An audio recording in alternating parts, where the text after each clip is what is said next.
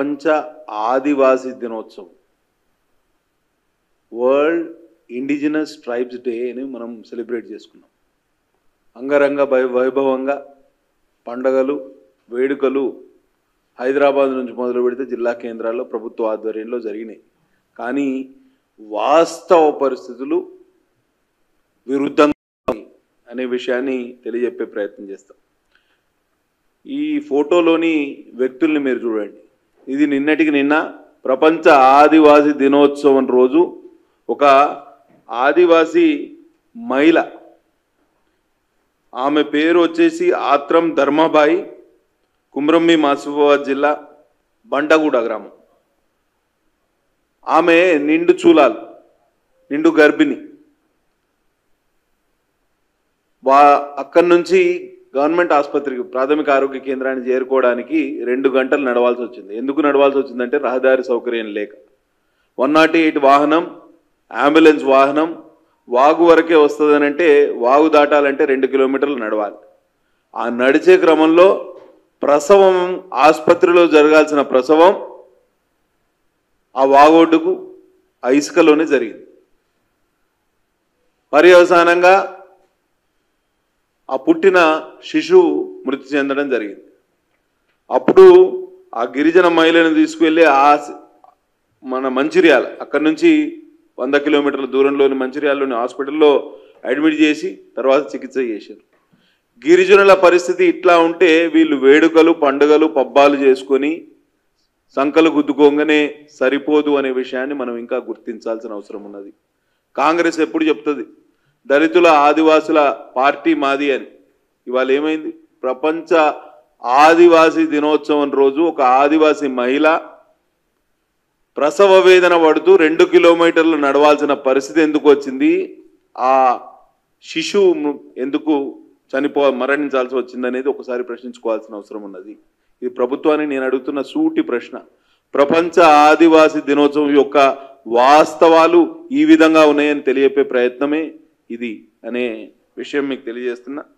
పురిటి నొప్పులతోటి 2 కిలోమీటర్లు నడిచింది ఆ నిండు గర్భిణి. కడుపులో కవలలతో గర్భిణి నరకయాత్ర, వాగు దాటి 108 ఎక్కే లోపే ప్రసవం, మార్గ మధ్యంలోనే మృతి చెందిన శిశువు. ఆసిఫాబాద్ జిల్లాలో ఓ గిరిజన తల్లి వేదన, పురిటి నొప్పులతో వాగు దాటుతున్న నిండు గర్భిణి. ఇది వాస్తవ పరిస్థితి.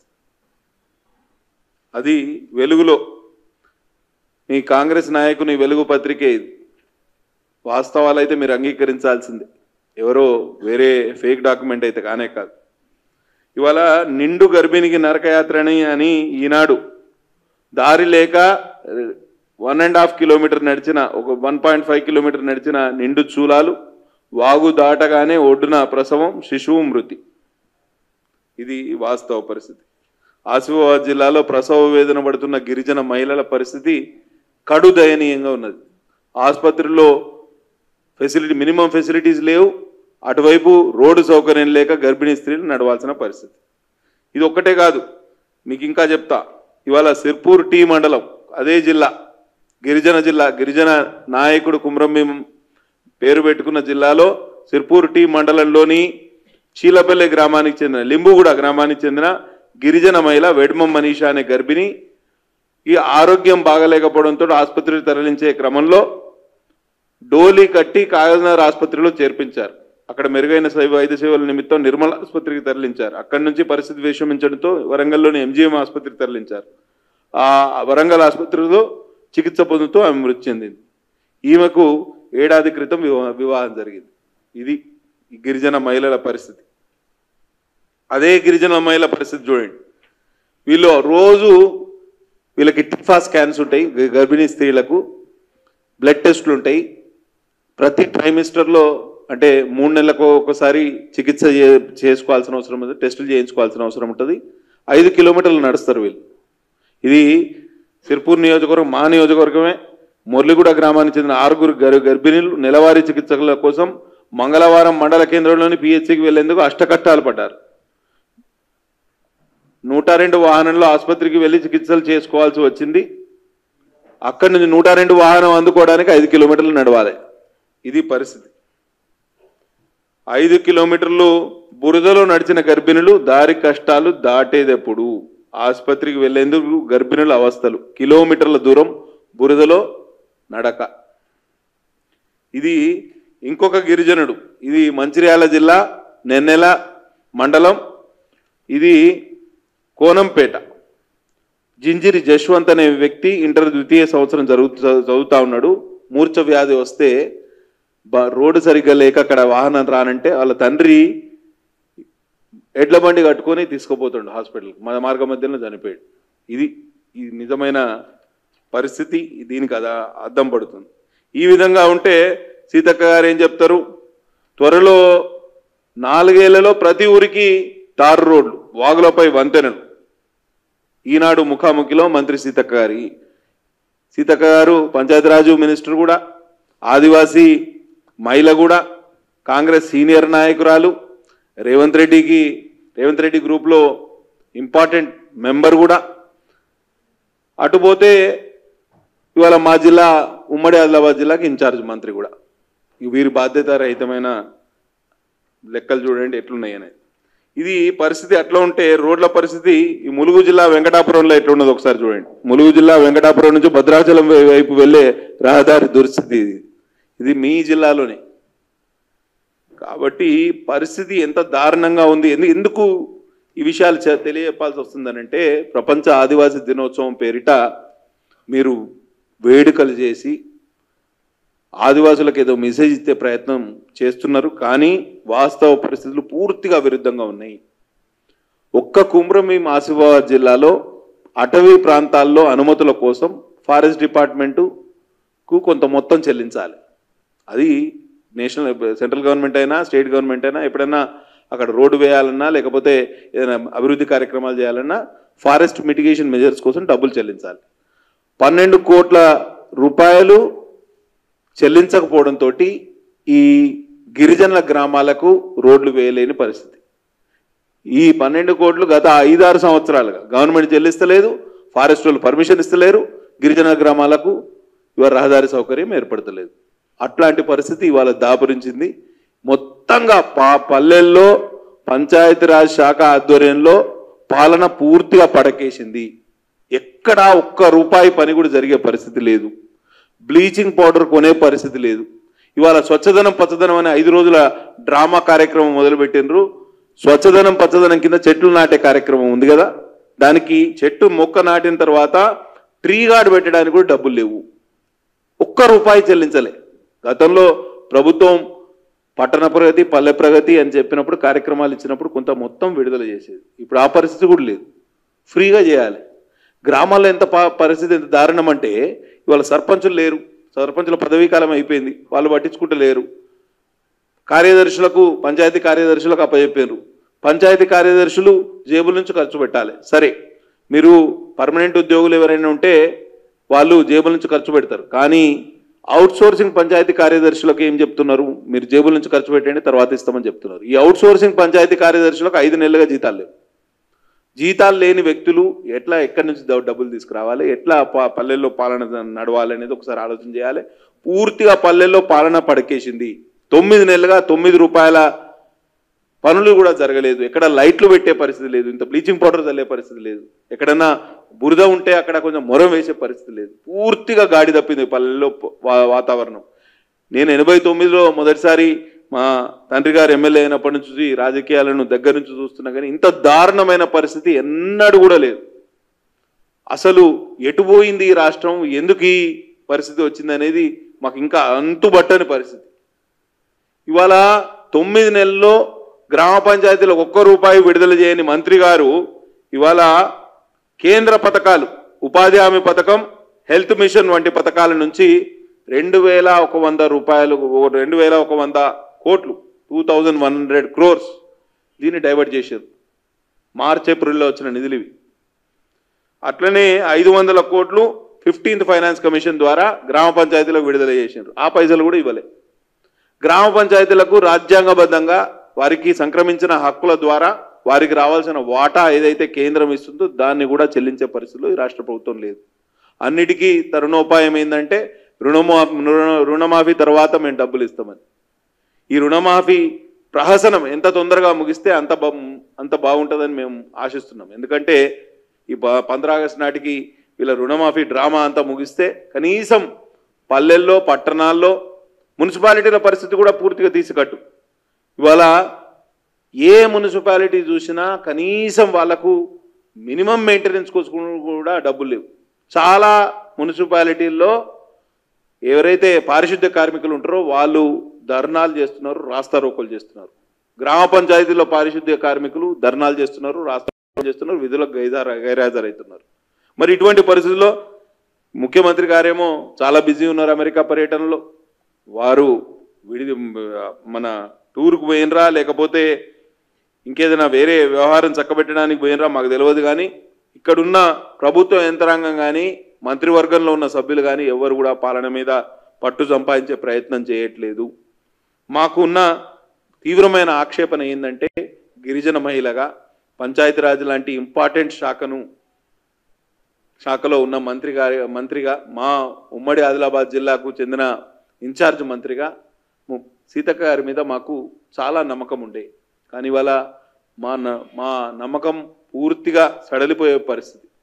కాబట్టి వెంటనే ఒకవేళ పరిస్థితి మీరు ముఖ్యమంత్రి గారిని డబ్బులు అడిగి డబ్బులు తీసుకురాలేని పరిస్థితిలో ఈ పదవిలో ఉండి కూడా పెద్దగా లాభమేం లేదు. మీరు ఒకవేళ మేమందరం అనుకున్నాం మీరు ఉద్యమ నేపథ్యం నుంచి వచ్చిండ్రు, మీరు చాలా మాకు న్యాయం చేస్తారు అని వెనకటికి మేము అనుకున్నాం. ఇవాళ సీతక్క గారి పరిస్థితి కూడా చాలా దారుణంగా తయారైంది. ఎక్కడ ఒక రూపాయి తన డిపార్ట్మెంట్లో శాఖలో డబ్బులు లేవని చెప్తున్నారు. అటుపోతే మా ఉమ్మడి జిల్లా గిరిజనులు ఆదుకునే పరిస్థితి కూడా 2-3 రివ్యూ మీటింగ్స్ పెట్టిర్రు. రివ్యూ మీటింగ్ మధ్యలో కూడా ఎక్కడ ఒక రూపాయి పని కూడా జరగలేదు. పని జరగకుండా రివ్యూ మీటింగ్స్ పెట్టే పరిస్థితి. మళ్ళీ అటుపోతేనేమో మేము 4 ఏళ్లలో అన్ని గ్రామాలకు తండాలకు తారు రోడ్లు వేస్తామంటారు. ఎక్కడి నుంచి తారు రోడ్లు తెస్తారు? వీళ్ళు తారు రోడ్లు ఎక్కడి నుంచి తేవాలి? ఒకసారి ఆలోచన చేయండి. కాబట్టి 4 ఏళ్లలో ప్రతి ఊరికి తారు రోడ్లు వాగులపై వంతెన. వెనకడికి సామెత ఉన్నది, ఉట్టికి ఎగరలేనమ్మా ఆకాశానికి ఎగురుతా అన్నదట. ఇట్లనే ఉంది ప్రభుత్వ పరిస్థితి. మీరు బేసిక్ ఇన్ఫ్రాస్ట్రక్చర్ కోసం బేసిక్ ఫెసిలిటీస్ గ్రామాల్లో ప్రొవైడ్ చేయకుండా మీరు గాలిలో మేడలు కట్టే ప్రయత్నం చేస్తున్నారు. పంచాయతీరాజ్ శాఖకు నిధులు విడుదల చేయలేని ప్రభుత్వం ఎక్కడ ప్రపంచంలో నాకు తెలిసి ఎక్కడ కూడా ఉండదు. ఏ భారతదేశంలో కూడా ఏ రాష్ట్రంలో కూడా ఈ పరిస్థితి ఉండదు. మరి ఇటువంటి పరిస్థితుల్లో ఎందుకు ఇంత దయనీయంగా ఈ పరిస్థితి తయారైందనేది మీరు ఒకసారి ఆలోచన చేయాలి. రాబోయే రోజుల్లో తప్పకుండా ఈ విషయాల మీద మేము అసెంబ్లీలో చాలా విషయాల మీద మాట్లాడినాం. కానీ ప్రభుత్వ స్పందన అందంత మాత్రమే. ఎమ్మెల్యేలకు కనీసం మీరు ఇస్తానన్నా ACDP assembly constituency development fund కింద ప్రతి సంవత్సరం 5 కోట్ల రూపాయలు గత ప్రభుత్వం ఇచ్చేది. ఈ ప్రభుత్వం కూడా ఇస్తుందని ఆశించడం. ఏప్రిల్ 1వ తారీఖున ఫండ్స్ రిలీజ్ కావాలి. ఏప్రిల్ 1వ తారీఖున ఫండ్స్ రిలీజ్. ఏప్రిల్, మే, జూన్, జూలై, ఆగస్ట్ ఇప్పటి వరకు ఉలుకు పలుకులేదు. మేము అసెంబ్లీలో ప్రశ్నిస్తే దాటవేసారు. అసలు కనీసం కూడా చెప్పలేదు. ఇంత దారుణమైన పరిస్థితి ఎందుకు వచ్చింది అనేది ఒకసారి ఆలోచన చేయాలి. కనీసం మాకు రాజ్యాంగబద్ధంగా సంక్రమించిన హక్కులను, మాకు రావాల్సిన నిధులను కూడా ఆపే ప్రయత్నం ఈ ప్రభుత్వం చేస్తుంది. పూర్తిగా పాలన గాడి తప్పింది. ఈ రాష్ట్రం ఎటుపోతుందో ప్రభుత్వానికి తెలియట్లేదు. మంత్రులు ఎవరి పనుల్లో వాళ్ళు బిజీ ఉన్నారు. కాంగ్రెస్ నాయకులు ఎవరి సంపాదనలో వాళ్ళు బిజీ ఉన్నారు. ఇవన్నీ పెట్టుకొని స్థానిక సంస్థల ఎన్నికలకు పోతారట. స్థానిక సంస్థల్ని పూర్తిగా నిర్వీర్యం చేశారు. వీళ్ళు రాజీవ్ గాంధీ గారి పేరు చెప్తారు ఎప్పుడు కూడా. రాజీవ్ గాంధీ గారు రాజ్యాంగ సవరణ ద్వారా స్థానిక సంస్థలకు అధికారాలు కల్పించారు. మరి అటువంటి పరిస్థితుల్లో వారు కనీసం వారి పేరు పెట్టుకున్నందుకు వారి పార్టీకి చెందిన వారమని చెప్పుకున్నప్పుడైనా కనీసం ఈ రాజ్యాంగబద్ధంగా వారికి రావాల్సిన వాటా కానీ నిధులు కానీ ఇచ్చే ప్రయత్నం అన్న చేయాలి. అది కూడా చేయట్లేదు ఈ ప్రభుత్వం. పూర్తిగా గ్రామాలను స్థానిక సంస్థలు నిర్వీర్యం చేశారు. నేను ఒక్కటి చెప్తున్నా, ప్రజలకు కానివ్వండి, స్థానిక సంస్థల ప్రతినిధులు, మాజీ ప్రతినిధులు కానివ్వండి, రాబోయే స్థానిక సంస్థల ఎన్నికల్లో వీరికి గుణపాఠం చెప్పి తీరాలి. మేము అసెంబ్లీలో అడిగినాం, గత ప్రభుత్వం కొన్ని పనులు చేసింది, వాటికి బిల్లులు రాలేదని అంటే మంత్రులు లేచి అవాకులు చవాకులు వేలుస్తూ ఉంటారు. ఏమంటారు, గత ప్రభుత్వం చేసిన దానికి మేము ఎందుకు డబ్బులు ఇవ్వాలి? అది ఏదైనా టెండర్ పిలిచినా కానీ ఏదైనా పని ప్రభుత్వ తరపున చేస్తే అది రాజ్యాంగబద్ధంగా ఆ పని in the name of governor అని రాస్తారు. In the name of chief minister అని ఎప్పుడు కూడా రాయరు. గవర్నర్ అంటే governor is a continuous process, government is a continuous process. ఆ ఇన్స్టిట్యూషన్ని మనం గౌరవించాలి. మేము ప్రశ్నిస్తే జిహెచ్ఎంసీ మీద మాట్లాడుతూ 1200 కోట్ల బకాయిలు ఉన్నాయి, వాళ్ళకి ఎప్పుడు డబ్బులు ఇస్తారంటే ఆ ప్రభుత్వం చేసిన బకాయిలు మాకేం సంబంధం అన్నట్టు మాట్లాడారు ఇద్దరు మంత్రులు లేచి. ఏం పరిస్థితి? ఈ పరిస్థితికి కారణం ఎవరు అనేది మనం ఒకసారి ఆలోచన చేయాలి. తప్పకుండా ఇవన్నీ విషయాలు ఇట్లా ఉంటే ముఖ్యమంత్రి గారు కేవలం కొడంగల్కు, ఆయన నారాయణపేట జిల్లాకు, వికారాబాద్ జిల్లాకు ముఖ్యమంత్రి గారినే వ్యవహరిస్తున్నారు తప్పించి వేరే ప్రాంతాలకు ముఖ్యమంత్రి అనే సోయి ఆయన మర్చిపోయినట్టున్నాడు. చూడండి, ఇవాళ 9/8 నాడు వచ్చిన ఈ proceedings of district educational officer Narayanpet. వీళ్ళు చూడండి, the government has accorded permission for engaging the services of 284 academic instructors. Academic గతంలో విద్యా వాలంటీర్లు ఉండేవాళ్ళు. ఎక్కడైతే టీచర్లు లేని చోట లోకల్గా అవైలబుల్ ఉన్న చదువుకున్న యువత ఎవరైతే ఉన్నారో వాళ్ళను విద్యా వాలంటీర్లుగా పెట్టుకుంది. దాని పేరు మార్చారు ఇప్పుడు, academic instructors, polished way, as per the instructions of honourable chief minister of state of Telangana. DEO of Narayanpet ప్రొసీడింగ్స్లో ముఖ్యమంత్రి గారి ఆదేశాల మేరకు మేము 284 మంది అకాడమిక్ విద్యా వాలంటీర్లు నియమిస్తున్నాం. ఎక్కడ నియమిస్తున్నాం? మొత్తంగా అటు నారాయణపేట, ఇటు వికారాబాద్ జిల్లా, ఎక్కడ నియోజకవర్గం అంతా కొడంగల్ జిల్లాలోని ఆయన 9 మండలాలకు 284 మందిని అకాడమిక్ ఇన్స్ట్రక్టర్స్ని అపాయింట్ చేసుకుంటున్నారు. మా జిల్లాలో నేను లెక్క తీసిన ఇవాళ 500 ఎస్జిటి పోస్టులు ఖాళీ ఉన్నాయి. టిఎస్సి ద్వారా వాళ్ళు ఫిల్ చేస్తామన్నాయి 234 వరకే ఉన్నాయి. మిగతా వాళ్ళకన్నా కనీసం అక్కడ చదువులు కుంటుపడకుండా పిల్లలకి పాఠాలు చెప్పే ఉపాధ్యాయుల కొరత లేకుండా చూడాల్సిన బాధ్యత ప్రభుత్వం మీద ఉన్నది. తప్పకుండా ఈ విద్యా వాలంటీర్లను కేవలం కొడంగల్కే పరిమితం చేయకుండా, మీరు ముఖ్యమంత్రి అనే విషయం మర్చిపోయి కేవలం కొడంగల్కు ముఖ్యమంత్రి అని అనుకుంటే మేమేం చేయలేం. కానీ మారుమూల గిరిజన ప్రాంతాలకు కూడా మీరు ఇటువంటి అకాడమిక్ ఇన్స్ట్రక్టర్ విద్యా వాలంటీర్లను అపాయింట్ చేయాలని నేను ప్రభుత్వాన్ని డిమాండ్ చేస్తున్నా.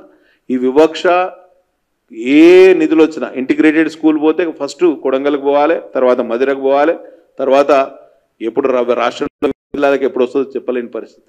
కాబట్టి ఈ వ్యవస్థ పూర్తిగా గాడి తప్పింది. వీళ్ళకి పాలన మీద పట్టు లేదు, అధికారులు వీళ్ళ మాట వింటలేరు, అధికారులు మన్మానీ చేస్తున్నారు, మంత్రులు ఎవరి సంపాదనలో వాళ్ళు మునిగిపోయినారు. కాబట్టి ఈ విధానం మారాలే. తప్పకుండా స్థానిక సంస్థల ఎన్నికల్లో వీళ్ళు పంచాయతీలను ఏ విధంగానైతే నిర్వీర్యం చేసిరో దానికి తగిన గుణపాఠం ప్రజలు చెప్తారనే సంపూర్ణ విశ్వాసం, ప్రగాఢ నమ్మకం నాకున్నదని తెలియజేస్తూ సెలవు తీసుకుంటున్నా. జై హింద్. శుద్ధాబద్ధం. అటవీ హక్కుల చట్టం 2005లో వచ్చిన మాట వాస్తవం. ఆ అటవీ హక్కుల చట్టం ద్వారానే గత సంవత్సరం కేసీఆర్ ప్రభుత్వం గిరిజనులకు తెలంగాణ రాష్ట్రంలో కొంత మేరకు పోడు పట్టాలు ఇచ్చిన మాట కూడా వాస్తవం. ఆ చట్టం ఉంటేనే కదా, ఆ చట్టాన్ని కేంద్రం పరిరక్షిస్తేనే కదా ఇవాళ రాష్ట్రం అమలు చేసింది. అట్లనే రోడ్లకు ఏమైందనంటే నేషనల్ టైగర్ కన్జర్వేషన్ అథారిటీ, పులులు తిరిగే ప్రాంతాలు, ఇప్పుడు మా దగ్గర కవ్వాల్ టైగర్ రిజర్వ్, అవతల మహారాష్ట్రలో తాడోబా అందేరి, ఈ రెండింటి మధ్యలో టైగర్ కారిడార్ ఉన్నది. National tiger conservation authority is an active player. ముందట్లాగా ఫారెస్ట్ పర్మిషన్స్ రావడం, అప్పుడు పర్మిషన్ అప్లై చేయకుండా నడిచింది, కానీ ఇప్పుడు అట్లా లేదు. National board, wild life board ఉంది, తర్వాత ministry of environment and forest, ఇవన్నీ వివిధ డిపార్ట్మెంట్ శాఖల మధ్య సమన్వయం అవసరం. రాష్ట్ర ప్రభుత్వం ఏం చేయాలి?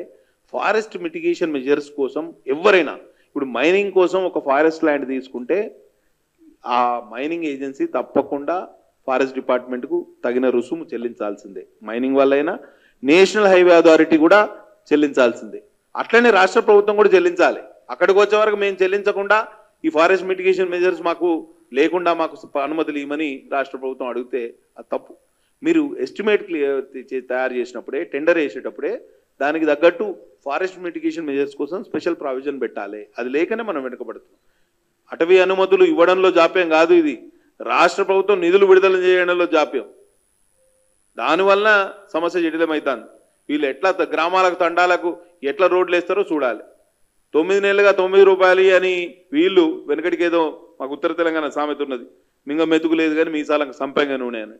వీళ్ళు పైన ప్రచార పటాటోపం కోసం వీళ్ళు వ్యవహరిస్తున్నారు తప్పించి వాస్తవంగా గ్రామాల్లో పరిస్థితి చాలా దారుణంగా ఉన్నది. అసలు ప్రజాప్రతినిధులు కానివ్వండి, ఎమ్మెల్యేలు కానీ గ్రామాల్లో తిరిగే పరిస్థితి లేదు. ఏమైనా పని చేద్దామనంటే కలెక్టర్ల దగ్గర కంటింజెన్సీ ఫండ్ లేదండి, కలెక్టర్ల దగ్గర ఒక రూపాయి లేదు.